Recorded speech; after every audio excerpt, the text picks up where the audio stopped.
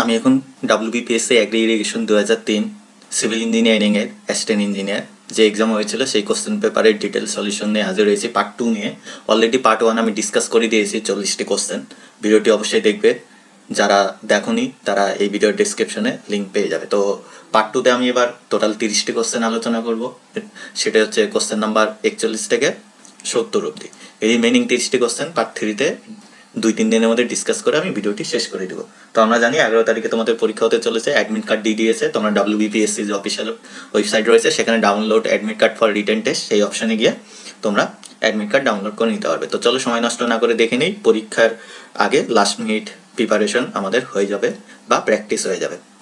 তো question number 41 কি বলেছে যে free boat shall be measured, খুব সোজা কোশ্চেন, মানে যেটা ফ্রি বোট দেওয়া হয় জেনারেলি ক্যানেলের ক্ষেত্রে, এখানে ক্যানেল বলছে, ঠিক আছে। Free boat shall be measured from, তো ফ্রি বোট কোথার থেকে মাপা হয়? ক্যানেল যেটা রয়েছে, ক্যানেলে যে ফুল সাপ্লাই লেভেল থাকে FSL, ঠিক আছে, তার থেকে একটা এক্সট্রা প্রভিশন দেওয়া হয়, অর্থাৎ top of lining. Free boat cover করেই তারপরে লাইনিং করা হয় ফর লাইনিং ক্যানেল, ঠিক আছে। তাহলে এটা হচ্ছে full supply level to the top of lining, অর্থাৎ অপশন এ হবে।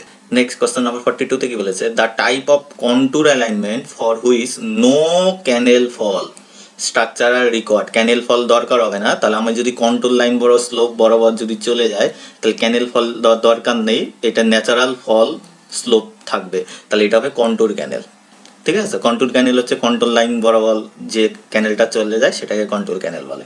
Next 43, in a straight glacis fall energy dissipation is essentially due to, ঠিক আছে। তো স্টেট গেসিস ফলে যে এনার্জি ডিসিপিশনটা হয় সেটা কি জন্য হয়, কি কারণে হয়, ঠিক আছে। এটা হবে অপশন এ, ওয়াটার কুশনের জন্য সেখানে একমাত্র এনার্জি ডিসিপিশন হয়। আমি একটু ডায়াগ্রাম দিয়ে দেখিয়ে দিচ্ছি, ঠিক আছে। এইটা হচ্ছে আমার স্টেট গ্লেসিস ফল বা গ্লেসিস ফল বলে, কারণ এটা স্টেট থাকে এই জায়গাটাতে। এইটা যেটা আছে সেটা হচ্ছে ওয়াটার কুশন, এবং এইটা এনার্জি ডিসিপিশনের জন্য ইউজ হয়, ওয়াটার কুশন, একমাত্র এটার জন্য এখানে এনার্জি ডিসিপিশনটা হয়। তো এখানে বলে দিয়েছে it consist of state glacis provided to crest wall, ঠিক আছে, for dissipation of energy of flowing water এই ওয়াটার কুশন ইজ প্রোভাইডেড, তাহলে ওয়াটার কুশনের জন্য এখানে এনার্জি ডিসিপিশনটা হয়।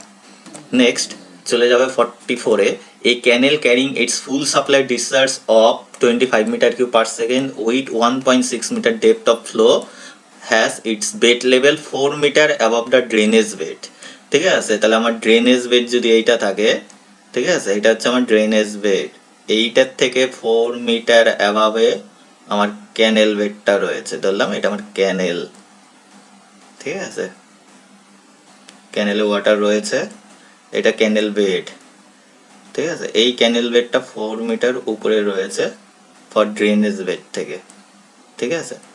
হলো, if the discharge of the drain during high flood condition is 300 metre cube per second with HFL full supply level 4.5 metre above bed, ঠিক আছে। তাহলে বেডের থেকে এর যে সাপ্লাইটা রয়েছে ক্যানেলের HFL সেটা 4.5 মিটার অ্যাবভ, তার মানে ক্যানেল বেডের থেকে উপরে ফুল সাপ্লাই ডেপথ উঠে গেছে 4.5 মিটার, ঠিক আছে। তাহলে এই যে ক্যানেলের জলটা রয়েছে সেটা ক্যানেলের বেড লেভেল থেকে উপরে, তাহলে এই জলটা কি হবে, ক্যানেলের নিচ দিয়ে এরকম সাইফোন আকারে চলে যাবে, সাইফোনিক অ্যাকশনে, ঠিক আছে, গিয়ে এরকম উপরে বের হবে, বের হয়ে আবার ওয়াটারটা ফ্লো করবে, ঠিক আছে।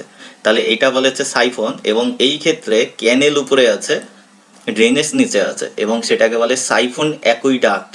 অপশন বি হবে এইখানে, অপশনটা এটা ছিল, আশা করা যায় বোঝা যাচ্ছে, সাইফোন অ্যাকুইডাক্ট, ঠিক আছে। আর শুধু অ্যাকুইডাক্ট কখন হতো, যদি এর HFL-টা বেড লেভেলের অনেক নিচে থাকতো তাহলে সেটা শুধু অ্যাকুইডাক্ট হতো, ঠিক আছে। আর এই যদি উল্টো হতো, ক্যানেল নিচ দিয়ে ড্রেনেজটা যদি উপরে থাকতো, তো ক্যানেলটা যদি এই কন্ডিশনে যেত, মানে এটা তো রিভার বা ড্রেনেজ, এই জায়গায় যদি ক্যানেল থাকতো সেটাকে সাইফোন বা সিম্পল যেটাকে ক্যানেল সাইফোন বলে, ঠিক আছে। তাহলে সেটা ক্যানেল সাইফোন হতো, ঠিক আছে। আর বেড লেভেলটা যদি ড্রেনেজের অনেক উপরে থাকতো সেটাকে সুপার প্যাসেজ বলে। আশা করি বোঝাতে পারলাম। চলো নেক্সট যাওয়ার আগে আমি তোমাদের একটা ডায়াগ্রাম দেখিয়ে দিচ্ছি, যে সাইফোন অ্যাকুইডাক্ট, এই যে ক্যানেল, ক্যানেলের বেড যেটাই বলি না কেন, আর এটা হচ্ছে ড্রেনেজ বা রিভারের ফুল সাপ্লাই লেভেল, তাহলে এখান থেকে জলটা সাইফোনিক অ্যাকশনের নিচতে দিয়ে বেরিয়ে যাবে, ঠিক আছে। চলো নেক্সট চলে যায় 45 root zone depth and dry density of a soil আর এটা বোঝাচ্ছেন এটা 1 মিটারই হবে 1 metre and 1.6 gram per CC respectively if the field capacity and PWP permanent wilting point আর 30% 12% রেসপেক্টিভলি অ্যাভেলেবেল ময়েশ্চার ডেপথ জানতে চাইছে আমি বললাম available moisture depth DW equal to আমরা ফর্মুলা জানি ঠিক আছে ওটা হচ্ছে gamma D by gamma W into small D within ব্র্যাকেটে field capacity minus permanent wilting point ঠিক আছে এখানে যদি ভ্যালু বসাই গামা ডি ইউনিট ওয়েট এবার এখানে ডেন্সিটির এক্সপেক্টেড আছে গ্রাম পার সিসি তাহলে গামা ডি হচ্ছে ইয়ে ফিল্ডে ডেন্সিটি অর্থাৎ ড্রাই ডেন্সিটি হচ্ছে সয়েলের 1.6 আর ওয়াটারের তো 1 তাই না 1 গ্রাম পার সিসি হয় ইন্টু রুটজন ডেপ রুটজন ডেপ হচ্ছে 1 মিটার ঠিক আছে ফিল ক্যাপাসিটি আছে 30% অর্থাৎ 0.30 আর পার্মানেন্ট উইল্টিং পয়েন্ট আছে 12% 0.12 তো এটা ক্যালকুলেশন করলে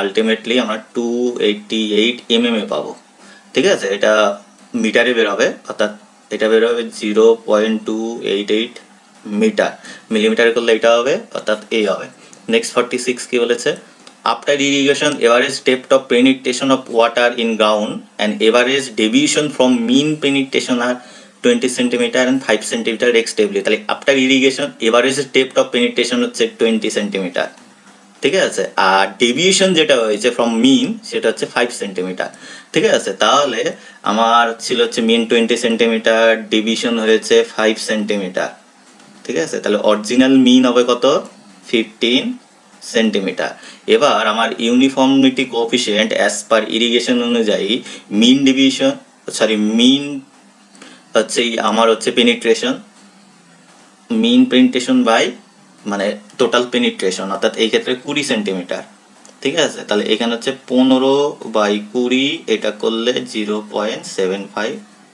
বের হবে ঠিক আছে তাহলে এ নেক্সট কি বলেছে 47 storage requirement for irrigation purpose should be computed on the base of আমার মতে এটা ফিল্ড গ্রস ডিউটি হবে ঠিক আছে তোমরা একবার চেক করে নিও এখানে গ্রস ডিউটি হচ্ছে duty at head of main ক্যানেল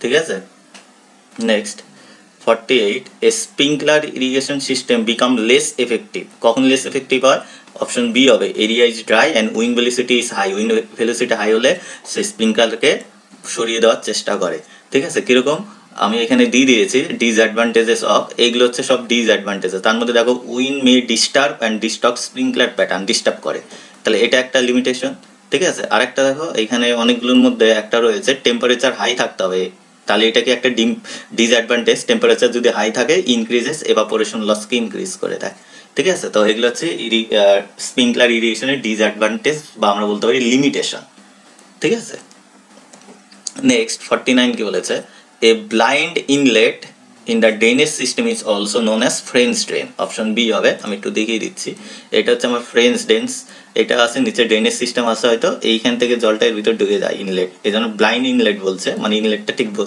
বোঝা যাচ্ছে না এই কনসেপ্টটা ব্লাইন্ড ইনলেট যেটাকে ফ্রেঞ্চ ইনলেট বলে ঠিক আছে নেক্সট যাওয়ার আগে 50 যেটা রয়েছে spillway may be termed as safety valve কেন বলা হয় ড্যামের স্পিলওয়ে তার কারণ ড্যামের মধ্যে যে এক্সেস ওয়াটার বা সারপ্লাস ওয়াটার থাকে সেটাকে বের করে দেয় দেখি option it makes the dam suitable stable structure না স্টেবল স্ট্রাকচার বানায় না ইট এফেক্টিভলি এটা বোঝা যাচ্ছে না এটা ড্যাম এক্সেস স্টোর হবে এটা স্টোর মনে হয় আছে স্টোর দ্য এক্সেস ওয়াটার ও তো স্টোর করে না ঠিক আছে এইখানে বোঝা যাচ্ছে না তাহলে এখানে বোঝা যাচ্ছে ড্যাম সারপ্লাস ওয়াটার তাহলে এখান থেকে বোঝা যাচ্ছে ও যেটা আছে এক্সেস বা সারপ্লাস ওয়াটারকে ডিসপোজ করে দেয় বা বাইরে বের করে দেয় তাহলে এইটাই হবে ঠিক আছে অল অফ দ্য অ্যাবাভ যেটা দেওয়া আছে এটা তো হবে না ঠিক আছে এটা হবে না নেক্সট 51 বোঝা যাচ্ছে না আমি বলে দিচ্ছি number of cross drainage work may be reduce by providing অবশ্যই ওয়াটার সেট ক্যানেলে নাম্বার অফ ড্রেনেজ কম হয় কন্টুর ক্যানেলে ম্যাক্সিমাম হয় ওয়াটার শেড ক্যানেলের আরেক নাম হচ্ছে রিস ক্যানেল ঠিক আছে ওয়াটার শেড ক্যানেলের আরেক নাম ridge canal next 52 cross regulator is provided cross regulator হচ্ছে মেন ক্যানেলের মাঝে প্রোভাইড করা হয় ইন্টারমিডিয়েট ঠিক আছে তাহলে এখানে অপশন কি আছে at the head of the offtaking ক্যানেলের হেডে হবে না কারণ এখানে যেটা করা হয় সেটাকে হেড রেগুলেটর বলে তারপরে মাঝে যে রেগুলেটর ইউজ করে সেগুলো হচ্ছে ক্রস রেগুলেটর, ক্রস করানোর জন্য, অর্থাৎ যেখান থেকে কোনো ডিস্ট্রিবিউটারি বা মাইনর বা মেজর মেন ক্যানেল থেকে বের হয় তার আগে ক্রস রেগুলেটর ইউজ করে, যেহেতু এখানে ক্রস হয়ে যাচ্ছে। ঠিক আছে, তাহলে এটা রেগুলেটর বি কি বলছে, অ্যাট দ্য মেন চ্যানেল, হ্যাঁ মেন চ্যানেলে and the downstream of the offtaking channel, অর্থাৎ সেখান থেকে যখন অপটেকিং চ্যানেল হচ্ছে তার ডাউন স্ট্রিমে মেন চ্যানেলের মধ্যে করা হয়। ঠিক আছে, তাহলে অ্যাট দ্য ক্যানেল বেডটা হবে না, না তাহলে বিটাই কিন্তু হচ্ছে। আমি একটু দেখিয়ে দিচ্ছি, এইটা আমার এটা মেন ক্যানেল, এখানে যদি আমার রিভার হয়, ধরলাম এখানে রিভার আছে, ঠিক আছে, তাহলে এই জায়গাটা যেটা থাকবে সেটা হচ্ছে হেড রেগুলেটর। ঠিক আছে, হেড রেগুলেটর হয়ে তারপরে এখান থেকে আবার ডিস্ট্রিবিউটরই বেরোচ্ছে। ঠিক আছে, তাহলে এটা হচ্ছে ক্রস রেগুলেটর। ঠিক আছে, আবার এই ডিস্ট্রিবিউটরি ক্ষেত্রে এখান থেকে অপটেক নিয়েছে, তাহলে এটা হচ্ছে হেড রেগুলেটর অফ ডিস্ট্রিবিউটরি। ঠিক আছে, তাহলে বোঝাতে পারলাম ক্রস রেগুলেটর কি। নেক্সট 53 কি বলেছে, an outlet is called modular outlet when discharge to the distributary কি হবে, তার মডুলার আউটলেট সেটাই বলা হয় যখন সে ডিসচার্জ রিমেইন থাকে, অর্থাৎ remain unchange with variation of water level in both, অর্থাৎ ওয়াটার লেভেল বোথ বলতে ডিস্ট্রিবিউটরি অ্যান্ড ওয়াটার কোর্সে ওয়াটার লেভেলের উপর ডিপেন্ড করে না ডিসচার্জ, সেটাকে মডুলার আউটলেট বলে। আউটলেট এটা তোমরা পড়ে রাখবে, ইম্পর্টেন্ট। আউটলেট জেনারেলি 3 ধরনের হয়। ঠিক আছে, একটা হচ্ছে মডুলার আউটলেট, ঠিক আছে, যেটাকে মডুলার অর রিজিড আউটলেট বলে, যেটা হচ্ছে ডিস্ট্রিবিউটার আর ওয়াটার কোর্স যেটা রয়েছে তাদের ডিসচার্জের উপর ডিপেন্ড করে না, অর্থাৎ ইন্ডিপেন্ডেন্ট। আর একটা হচ্ছে নন মডুলার, যেটা হচ্ছে ওয়াটার কোর্স আর ডিস্ট্রিবিউটরির ওয়াটার লেভেলের উপর অর্থাৎ ডিসচার্জের উপর ডিপেন্ড করে, নন মডুলার। ঠিক আছে, আর একটা হচ্ছে সেমি মডুলার। ঠিক আছে, সেমি মডুলারের ক্ষেত্রে শুধুমাত্র ডিস্ট্রিবিউটরির উপর ডিপেন্ড করে, ফিল্ডের উপর ডিপেন্ড করে না, ডিস্ট্রিবিউটরির উপর ডিপেন্ড করে অনলি।